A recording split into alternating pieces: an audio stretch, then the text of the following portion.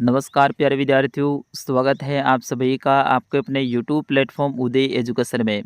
विद्यार्थियों, आज के इस वीडियो में लेके आया हूँ अर्धवार्षिक परीक्षा की दृष्टि से इम्पोर्टेंट कक्षा 6 का विज्ञान विषय का पेपर, जो कि आपके आने वाले अर्धवार्षिक परीक्षा की दृष्टि से वेरी वेरी मोस्ट इम्पोर्टेंट रहने वाला है और आप सभी विद्यार्थियों के लिए वरदान साबित होने वाला है।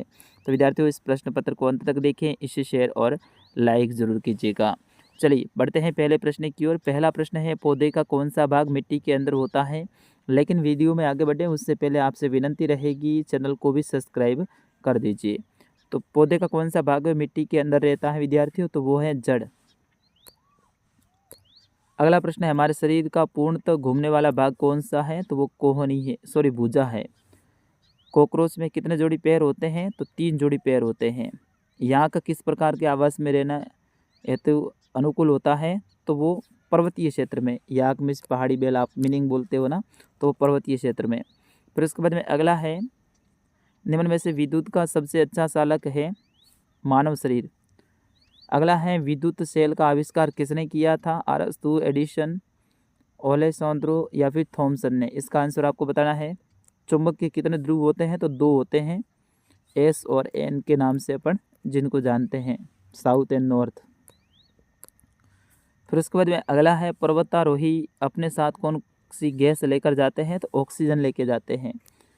विटामिन ए का प्रमुख स्रोत है, तो विटामिन ए का प्रमुख स्रोत क्या है, पपीता। निम्न में से धातु नहीं है, तो इनमें से धातु ऑक्सीजन नहीं है। इस तरह से आपको इसमें लिखना है। फिर उसके बाद में दूसरा प्रश्न, रिक्त स्थान की पूर्ति कीजिए, यानी खाली जगह को भरना है।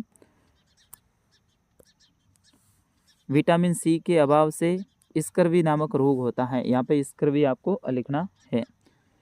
वे पदार्थ जो जल के साथ मिश्रित नहीं होते हैं अविलेय पदार्थ कहलाते हैं। धान के दानों को डंडियों से पृथक करने की विधि थ्रेसिंग कहते हैं।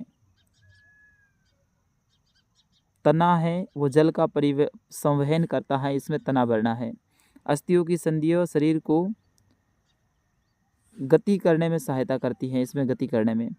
कोहनी की अस्थियां हिंज संधि द्वारा जुड़ी होती है, इसमें हिंज लिखना है।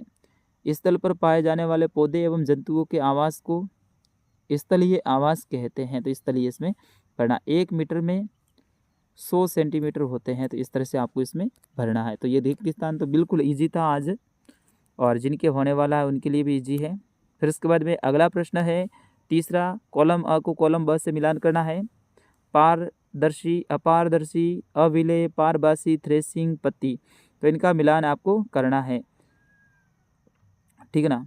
जैसे कि पारदर्शी, पदार्थों के आर पार स्पष्ट दिखना। अपारदर्शी, आर पार नहीं दिखना। अविलेय, जल में अघुलनशील। पारभासी, पदार्थों के आर पार नहीं दिखता है। थ्रेसिंग, अनाज को इससे अलग करना। और पत्ती, प्रकाश संश्लेषण, इससे संबंध हो जाएगा। आवास किसे कहते हैं, समस्त जीवों के लिए जहाँ पर वह रहता है वह उसका आवास कहलाता है। कंकाल किसे कहते हैं, तो हमारे शरीर का जो ढांचा, हड्डियों का जो ढांचा बना होता है उसे कंकाल कहते हैं। पौधे में तने के क्या कार्य हैं, तना है वो पौधे को मजबूत खड़ा रखता है, जल तथा खनिज लवणों को अन्य भागों तक पहुंचाता है, और पौधे का जो भोजन है उनको भी टहनियों तक या फिर अन्य भागों तक पहुंचाने का कार्य करता है। अगला है, वायुमंडल की कौन सी गैस श्वसन के लिए आवश्यक है, तो O2 यानी ऑक्सीजन। कौन सी है, ऑक्सीजन। हमारे भोजन के मुख्य पोषक तत्वों के नाम लिखिए, तो वसा, कार्बोहाइड्रेट, प्रोटीन और खनिज लवण, और जल इसमें आप लिख दीजिए। लकड़ी से बनाई सकने वाली 5 वस्तुओं के नाम, मेज, टेबल, जो टेबल, कुर्सी, लकड़ी का हत्था, जो कुदाली के हत्था वगैरह आप इसमें बता सकते हैं। दरवाज़ा, खिड़कियाँ। पुष्प के विभिन्न भागों के नाम लिखिए, तो पुष्प के कई सारे भाग हैं, जिसमें बायदल, पंखुड़ियाँ, पुंकेसर, स्त्री केसर आदि आपको नाम लिखने हैं। चुंबक के 2 गुण लिखिए।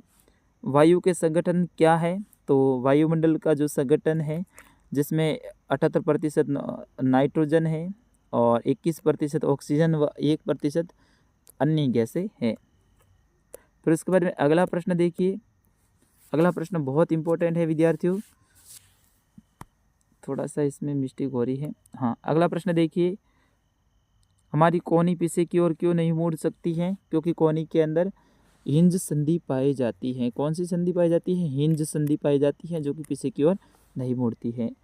पारदर्शी, अपारदर्शी और पारभासी वस्तुएं क्या है? तो ऐसी वस्तुएं जिनके आर पार देखा जा सकता हो पारदर्शी वस्तु कहलाती है, जैसे कांच। अपारदर्शी वस्तु ऐसी वस्तु जिनके आर पार अपन नहीं देख सकते हैं, अपारदर्शी, जैसे कि पत्थर, लकड़ी आदि।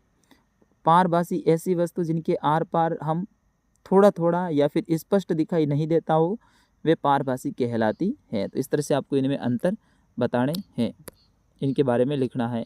फिर इसके बाद में अगला प्रश्न है, हमारे शरीर विद्युत का चालन होता है अथवा रोधक, किन्हीं 5 विद्युत चालक और विद्युत रोधक पदार्थों के नाम लिखिए।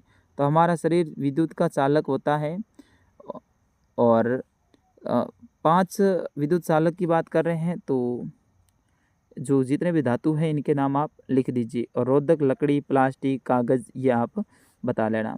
फिर उसके बाद में हमें किसी मिश्रण के विभिन्न अवयव को पृथक करने की आवश्यकता क्यों होती है? 2 उदाहरण भी देने हैं। फिर उसके बाद में निष्पावन से क्या अभिप्राय है? ये कहाँ उपयोग किया जाता है? तो हवा से जो वस्तुओं को अपन अलग करते हैं उसे निष्पावन कहते हैं। जैसे कि गेहूँ अपन जब आटा पिसाने से पहले साफ करते हैं हवा के साथ में, ऊपर रख के फिर नीचे गिराते हैं, तो और कचरा हवा के साथ में उड़ जाता है, तो वो क्या है? निष्पावन है। किसी व्यक्ति की लंबाई 1.65 मीटर है, तो इसे सेंटीमीटर में बदलना है, तो इसको सेंटीमीटर में बदलने के लिए 165 हो जाएगा इसका, ठीक है ना, 165 सेंटीमीटर हो जाएगा। फिर उसके बाद में विलेय तथा अविलेय पदार्थों में अंतर स्पष्ट कीजिए। सेंटीमीटर 165 और मिलीमीटर है वो 1650 होगा। यहाँ पे मिलीमीटर भी पूछा गया है, तो 1650। विलेय तथा अविलेय पदार्थों में, विलेय पदार्थ वे पदार्थ जो जल के साथ में विलय यानी मिल जाते हैं, जबकि अविलेय पदार्थ ऐसे पदार्थ जो कि जल के साथ में मिल नहीं जाते हैं, तो वो अविलेय पदार्थ कहलाते हैं।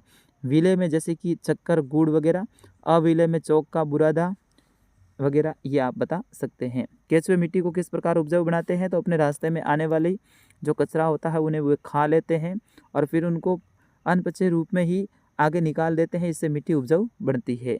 पुष्प का एक स्वच्छ नामांकित चित्र आपको बनाना है, एक स्त्री के स्तर का आपको चित्र बनाना है। तो चित्र आपके लिए 2 इम्पोर्टेंट रहेंगे। तो विद्यार्थियों, इस तरह से आपका साइंस का पेपर आने वाला है, जो कि कक्षा 6 के विद्यार्थियों के लिए वेरी वेरी मोस्ट इम्पोर्टेंट रहेगा। तो फिलहाल विद्यार्थियों, इस वीडियो में इतना ही। मिलते हैं अगले वीडियो में, तब तक के लिए नमस्कार, जय हिंद, वंदे मातरम।